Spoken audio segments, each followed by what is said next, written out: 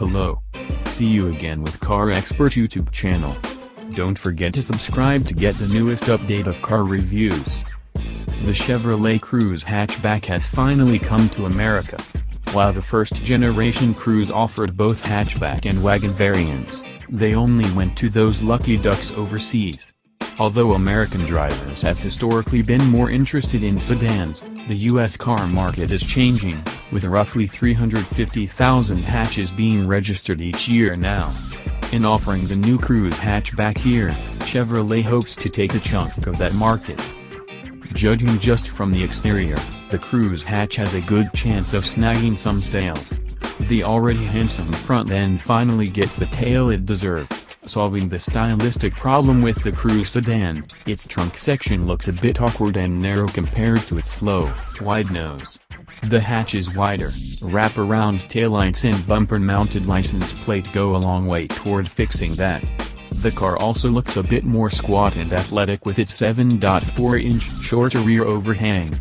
Despite the shorter overall length, the hatch retains the sedan's 106.3-inch wheelbase and its passenger interior dimensions. Those opting for the hatch over the four-door also get a natty little spoiler at the back regardless of whether they pick the LT or Premier trim. Opting for the RS package on top of either trim level will swap the spoiler for a larger one, while also subbing in more aggressive front and rear bumpers and adding side skirts. LTRS cars like the one we drove stick with their 16-inch wheels, while the Premier RS gets an upgrade from 17 inches to 18. So we've established that the hatch is the best-looking version of the Cruze, but how does it drive? If you ask the Chevy folks, and even if you don't, they'll use the phrase fun to drive to describe the hatch. In reality, this Cruze variant drives just as well as the sedan, but we wouldn't characterize either of them that way, at least not in a sporty sense. While most compact hatches get driver-focused tuning, often similar to a European suspension spec, but brought here, the Cruze basically mirrors its sedan counterpart.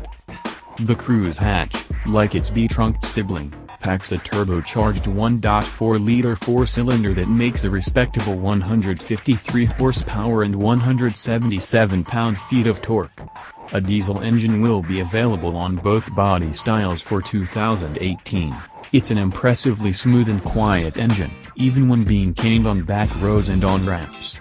Chevrolet claims a 7.7 seconds 0 to 60 miles per hour time, which is believable, as the car pulled solidly when putting the hammer down. However, it isn't a very playful power plant.